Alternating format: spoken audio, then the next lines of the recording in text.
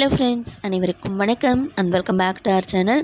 இன்றைக்கி நம்ம வீடியோவில் என்ன ஷேர் பண்ணியிருக்கேன்னு பார்த்தீங்கன்னா, பெண்களுக்கு ரொம்ப முக்கியமான பூஜை அறை டிப்ஸ் தாங்க ஷேர் பண்ணியிருக்கேன். இப்போ வரப்போகிறது எல்லாமே பண்டிகை நாட்கள் தான். நம்ம பூஜை அறையை சுத்தம் செஞ்சு எல்லாமே ரெடி பண்ணி வைப்போம். மெயினாக ஆடி மாதம் இப்போ வரப்போகிறது. அடுத்த வாரத்தில் நம்ம பூஜை அறையெல்லாம் சுத்தம் செஞ்சு நம்ம என்னெல்லாம் பொருள் வச்சு நம்ம வழிபாடு செய்யணுன்றத டிப்ஸை தான் ஷேர் பண்ணியிருக்கேன். வாங்க இப்போ வீடியோக்குள்ளே போகலாம். டிப் நம்பர் 1, இப்போ நம்ம பூஜை அறையை டீப் க்ளீன் பண்ணுறோன்னு வச்சுக்கோங்க. ஃபஸ்ட்டு காட்டன் கிளாத்தில் நல்லா ட்ரை கிளாத்தில் வச்சு நல்லா தொடச்சி எடுத்துட்டோம்னா எல்லா படங்களையும் எல்லா மஞ்சள் குங்குமம்லாம் கீழே விழுந்துடும். அதெல்லாம் ஃபுல்லாக க்ளீன் பண்ணி எடுத்துட்டு அதற்கு அடுத்தது நம்ம ஒரு கிண்ணத்தில் தண்ணியை வச்சுட்டு விம்ஜல் இருந்தால் எடுத்துக்கோங்க. இல்லையாச்சும் நீங்கள் ஷாம்பு இருந்தாலும் எடுத்துக்கோங்க. எடுத்துட்டு நல்லா கலக்கிட்டு காட்டன் கிளாத்தை வச்சு தொடச்சி விடுங்க. செம்ம சூப்பராக க்ளீனாக பல இருக்குங்க. நீங்கள் டீப் க்ளீன் பண்ணாமல் படத்தை மட்டும் துடைக்கணும்னு நினச்சிங்கன்னா ஈர கிளாத்தோடு வச்சு படத்தை தொடைங்க. அப்போ மஞ்சள் குங்குமம் எல்லாம் அந்த ஈர கிளாத்தில் வந்துடும். டிப் நம்பர் 2, இப்போ சந்தனம் போட்டு வைக்க போகிறோம்.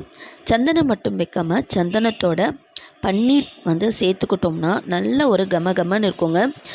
ரோஸ் எசன்ஸ் இருக்கும் பார்த்திங்களா, அது சேர்த்துக்கிட்டாலும் செம்ம கம்மன்னு இருக்கும் நம்ம பூஜை அறை. அது கூட நல்லா மஞ்சள் தூள் கலக்கிட்டு நல்லா கட்டி பதத்தில் கலக்கி எடுத்துக்கோங்க. எடுத்துட்டு இப்போ நம்ம வைக்கிறது தாழம்பூ குங்குமம் வைக்கணுங்க. தாழம்பூ குங்குமம் நம்ம திருவுருவ படங்களுக்கு வச்சோம்னா பூஜை அறையே அவ்வளோ ஒரு சூப்பரான நறுமணத்தோட நல்ல ஒரு வைபாக இருக்குங்க. டிப் நம்பர் 3, இப்போ நம்ம பூஜை பாத்திரத்தை வாஷ் பண்ண போகிறோம். பூஜை பாத்திரத்தை வாஷ் பண்ணுறதுக்கு என்ன எடுத்துருக்கேன்னு பார்த்தீங்கன்னா, கொஞ்சம் சபீனா, கொஞ்சம் புளி, ஒரே ஒரு லெமன் நம்ம சாய்ஸ் தான். லெமன் இல்லைனா விம்ஜல், ரெண்டுத்தில் எது வேணாலும் எடுத்துக்கலாம். சபீனாவில் கொஞ்சம் போல் உப்பு சேர்த்துக்கிறேன். இப்போ நம்ம பூஜை பாத்திரம்னாலுமே விளக்கில் ரொம்ப எண்ணெய் பிசுக்காக தான் இருக்கும். அந்த எண்ணெய் பிசுக்க போகிறதுக்கு ஃபஸ்ட்டு நம்ம சபீனாவை போட்டு கொஞ்சம் போல் தேய்ச்சி நம்ம வாஷ் பண்ணி எடுத்தாலுமே எண்ணெய் பிசுக்கு நம்மளுக்கு போயிடும். எண்ணெய் பிசுக்கு போனாலுமே நமக்கு வேறு பொருள் வச்சு தேய்க்கும் போதே நல்ல விளக்கு தட்டு பலன்னு ஆகிடும். எண்ணெய் பிசுக்கு போன பிறகு நம்ம சபீனாவையும் புளி, உப்பு இது மூணுமே சேர்த்து லெமன் இருந்தால் பிழிஞ்சு எடுத்துக்கோங்க. எடுத்துகிட்டு அதை சேர்த்து வாஷ் பண்ணாலுமே நல்லா பலன்னு ஆகிடும் பூஜை பாத்திரம். டிப் நம்பர் 4, இப்போ நம்ம பூஜை பாத்திரத்துக்கு விளக்குக்கு பொட்டு வைக்க போகிறோம். பொட்டு வைக்கிறது நம்ம ஒற்றைப்படை எண்ணில் தான் வைக்கணும். ஏன்னு பார்த்தீங்கன்னா, நம்ம ஒற்றைப்படை எண் அப்படின்றது லாபம் நஷ்டம் அப்படின்னு சொல்லி பாருங்கள். ஒற்றைப்படை எண்ணில் தான் லாபம் என்ற எழுத்து வரும். அதனால தான் நம்ம விளக்குகளுக்கும் சரி பூஜை படங்களுக்கும் சரி ஒற்றை எண்ணில் தான் நாம் பொட்டுக்கள் வைக்கணும். 5, 7, 9, 13, 21 அப்படின்ற கணக்கில் நம்ம விளக்கு தட்டுக்களும் சரி நம்ம பூஜை அறையில் இருக்க திருவுருவ படங்களுக்கும் சரி ஒற்றைப்படை எண்களில் தான் நம்ம பொட்டுக்கள் வைக்கணும். வரும் போகும்ன்ற எழுத்துக்களும் ஒற்றைப்படை எண்களில் தான் வரும். அதனால தான் ஒற்றைப்படை எண்கள் வைக்கிறது அவ்வளோ ஒரு சிறப்பான பலன் கொடுக்கும். நம்பர் 5, இப்போ நம்ம வீட்டில் மகாலட்சுமி தாயார் விளக்கு எல்லார் வீட்லேயும் இருக்கும். அவங்கள வெறும் தட்டில் உட்கார வைக்கக்கூடாது. ஒரு சின்ன தாம்பூல தட்டில் அக்ஷதை அரிசி, அதாவது மஞ்சள் அரிசி கலந்து அதுக்கு மேலே மகாலட்சுமி தாயாரை உட்கார வைக்கிறது ரொம்ப சிறப்பு.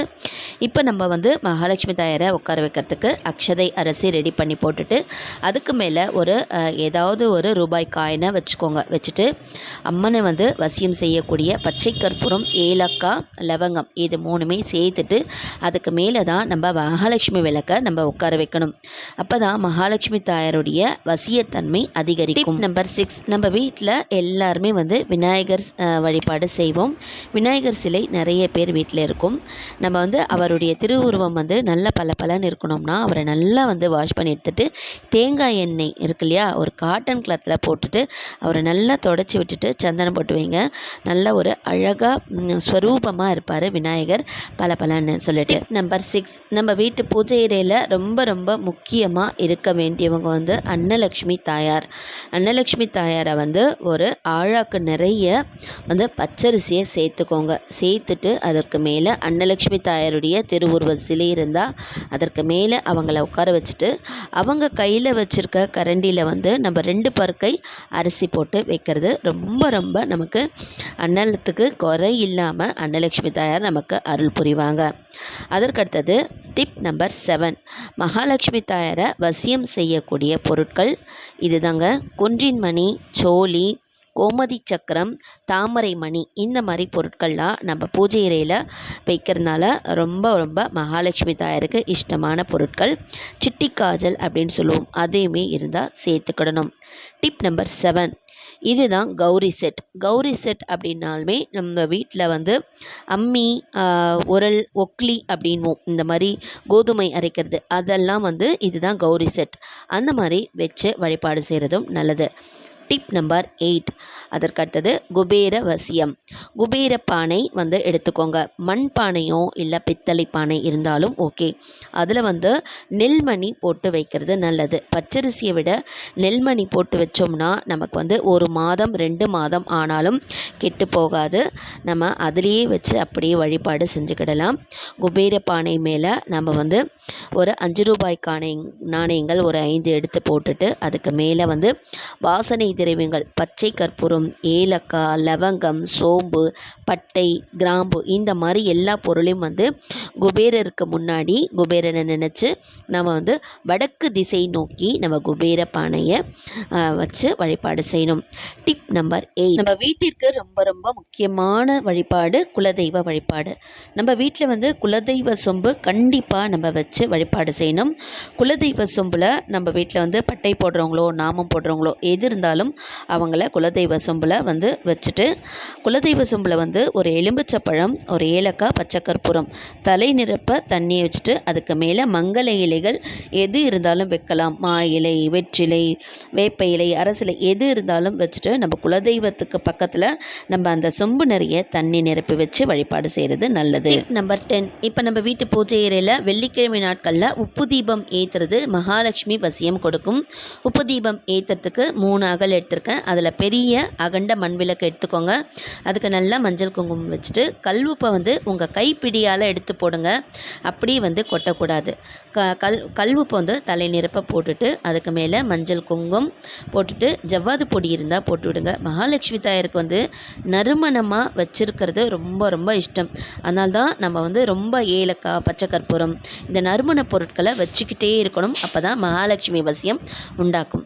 3 அகல் வச்சுட்டு நீங்கள் நெய் தீபமோ இல்லை எண்ணெய் தீபமோ ஏற்றிக்கிடலாம். நம்ம மகாலட்சுமி தாயாருக்கு மஞ்சள் கிழங்கு தாலி சாத்தி வைக்கிறது நல்லது. டிப் நம்பர் 10, அடுத்தது நம்ம வீட்டு பூஜை அறையில் முக்கியமாக இருக்க வேண்டிய ஒரு பொருள் என்னன்னு பார்த்தீங்கன்னா கண்ணாடி. கண்ணாடிக்கு பிம்பம் எப்படி ரெட்டிப்பாகுதோ அந்த மாதிரி நம்ம கண்ணாடியில் எந்த ஒரு பொருள் பட்டாலும் எப்படி ரெட்டிப்பாக தெரியுதோ அதே மாதிரி நம்ம வாழ்க்கையில் எல்லா ஒரு பொருளும் ரெட்டிப்பாக இருக்கும். அதனால தான் நம்ம வீட்டு மங்கள பொருட்கள் முன்னாடி நம்ம வீட்டு பூஜை அறையில் வந்து கண்ணாடி வச்சு மாட்டி வைக்கிறது நல்லது. டிப் நம்பர் 11, அடுத்து நம்ம வீட்டு பூஜை அறையில் வைக்க வேண்டிய மங்கள பொருள் மஞ்சள் குங்குமம். ஒரு சின்ன கிண்ணத்தில் தலை நிரப்ப மஞ்சளையும் குங்குமமும் நிரப்பி வச்சு வழிபாடு செய்கிறது நல்லது. நம்பர் 12, நம்ம வந்து விளக்கு ஏற்றுறதுக்கு வந்து சாதா திரியை விட இந்த பஞ்சு திரி போட்டு ஏற்றினோம்னா நம்ம 1 டே ஃபுல்லாகவே கொஞ்சம் எண்ணெய் ஊற்றினாலுமே போதுங்க, நல்லா வந்து நின்று எரியும். அதையும் யூஸ் பண்ணி பாருங்கள். நம்பர் 13, நம்ம வீட்டு பூஜை அறையில் நம்ம வாரத்திற்கு ஒரு தரம் ஆச்சு நம்ம நெய் தீபம் ஏற்றணும். நம்ம வெள்ளிக்கிழமை நாட்களில் சுக்கிரவோரை நேரத்தில் நெய் தீபம் ஏற்றுறது அதிக பலன் கொடுக்கும். நம்பர் 15, அடுத்து நம்ம வீட்டு பூஜை அறையில் வைக்க வேண்டிய மகாலட்சுமி தாயாருக்கான பொருள் என்னன்னு பார்த்தீங்கன்னா நெல்லிக்கனி.